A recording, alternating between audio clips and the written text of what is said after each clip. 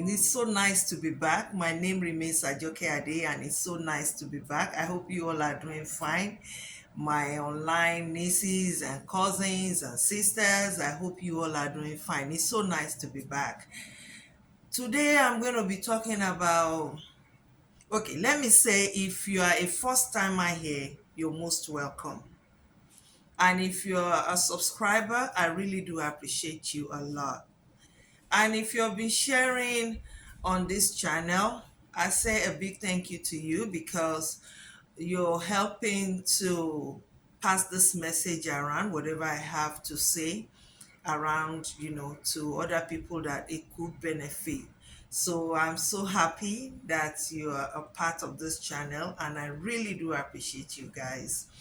Today I'm going to be talking about a very sensitive issue topic, and it's your mother-in-law. You and your mother-in-law. That's what I call it. You and your mother-in-law. It is very, very sensitive. And naturally for women, when you hear mother-in-law, everybody has something to say. And now, most importantly, I have listened and hear even young ladies that are yet to get married, talk about their would-be mother-in-laws and how they are going to deal with that relationship. And that has prompted me to put this together to talk to young women out there that you're planning to get married, you're not yet married, or you're probably married and you are having some issues with your mother-in-law. You could still correct it. Now let me say here that this is my opinion, not because I really have it good with my own mother-in-law of blessed memory. No, I didn't. But I learned so many things, and at the same time, I made up my mind that I have daughters right now, and I try to let them understand that no, you can't stereotype because someone's mother-in-law turned out to be a monster-in-law doesn't mean that your would-be mother-in-law is going to be a monster-in-law as well. So you don't want to stereotype and you don't want to fill your heart with that misconception and walk into your marriage with that misconception that your mother-in-law, this is the way I'm going to deal with my mother-in-law. So you don't want to do that to yourself, and like I always say, you don't want to cheat yourself out of a prospective happily ever after, because your relationship with your mother-in-law can either make or break your marriage. So you want to be wise, you want to really be wise. So today I'm going to be talking about, like I said, you and your mother-in-law. How do you navigate? So I'm going to be sharing a little bit of tips with you that you can use to navigate. The fact that somebody else might have tried it and it doesn't work for them doesn't mean that it will not work for you. I have a daughter-in-law and I love her. And I not many mothers or not many women will have the same attitude, but you can still navigate, that relationship with your mother-in-law. Now, let me say to you first and foremost that you can't, if you go into your marriage with the mindset that you are going to set boundaries for your mother-in-law, it's a battle that you can never win. You won't win that battle. Now, why won't you win that battle is because this is a mother-son relationship. And don't forget that that guy that you're about to get married has known that woman, the mother, for so many years. That is his first love. That is the first woman he knew. He knows, he has known for years. So it will be very difficult for you to actually want to compete with that woman. So how do you navigate?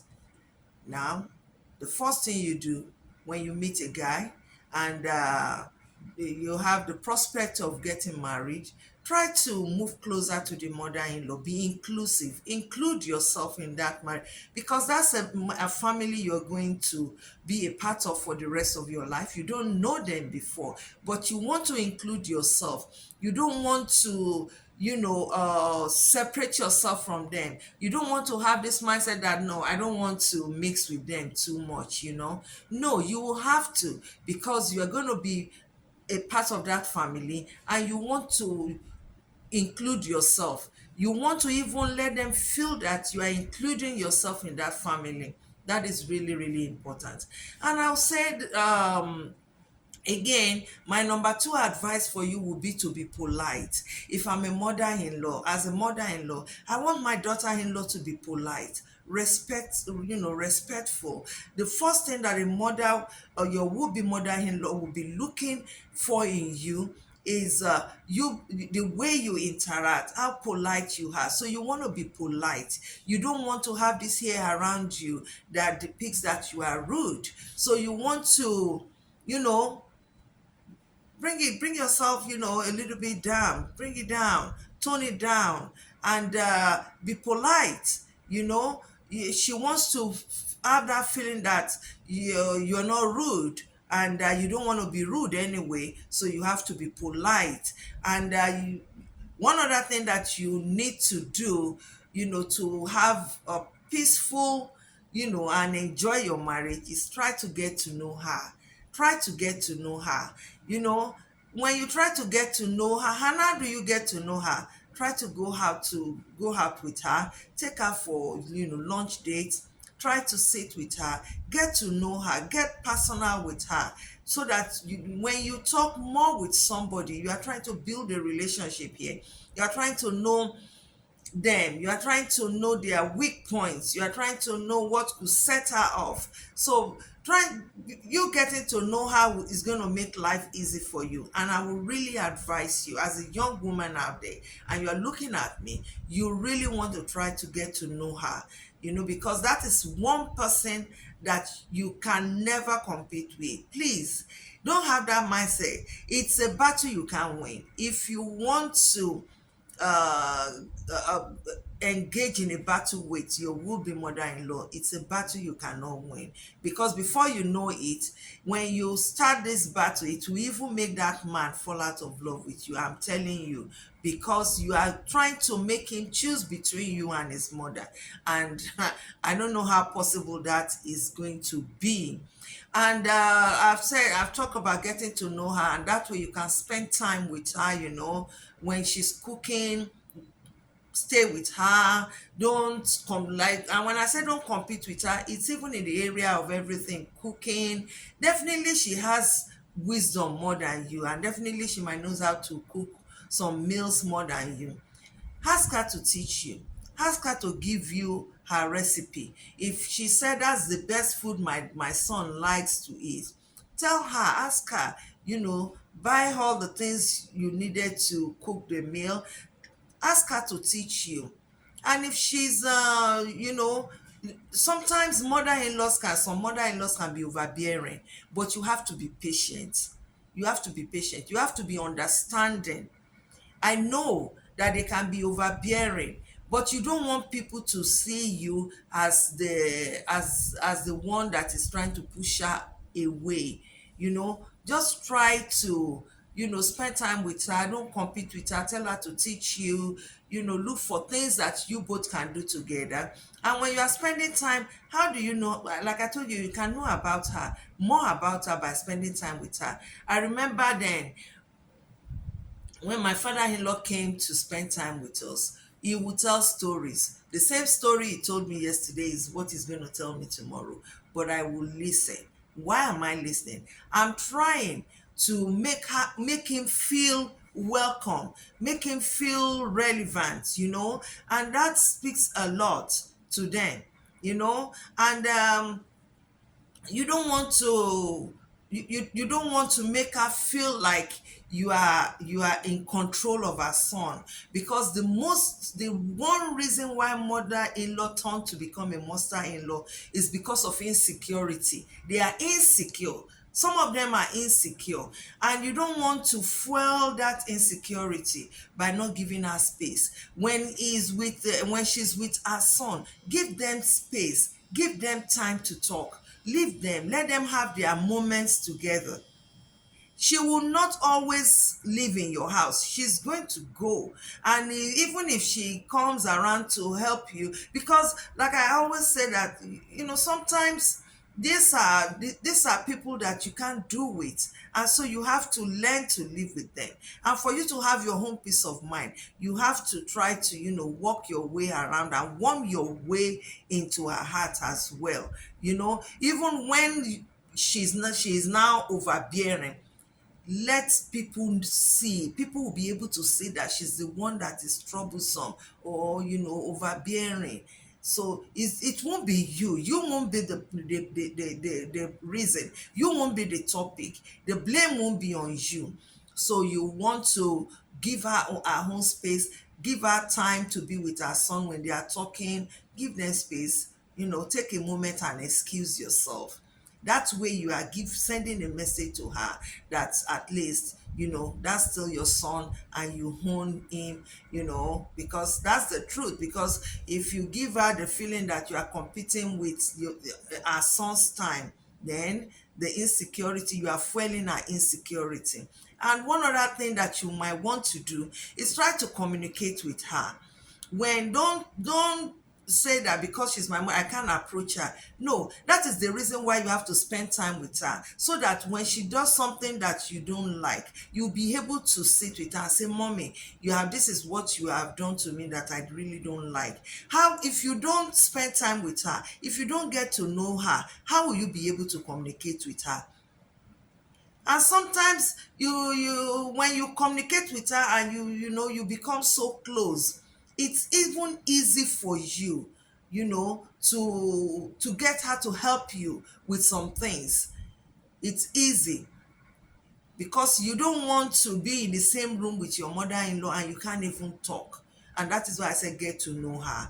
That way you can communicate your feelings if she has done something to you. So that you are not, taking everything in, and one day you snap and she will be wondering, what did I to do to her? I just said one small thing and she flares up. So you want to have a relationship with her so that you can communicate your feelings to her.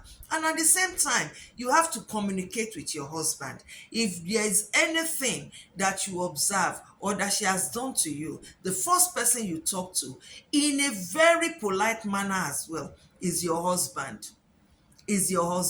You want to communicate with him.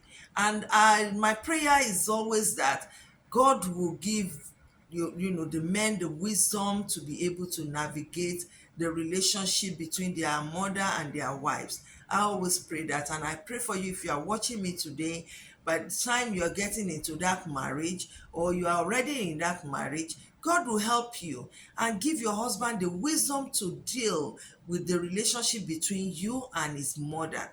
Because when you communicate to your husband, you are allowing him, even if the mother is troublesome, even the mother is overbearing, you are allowing him, to be able to see for himself.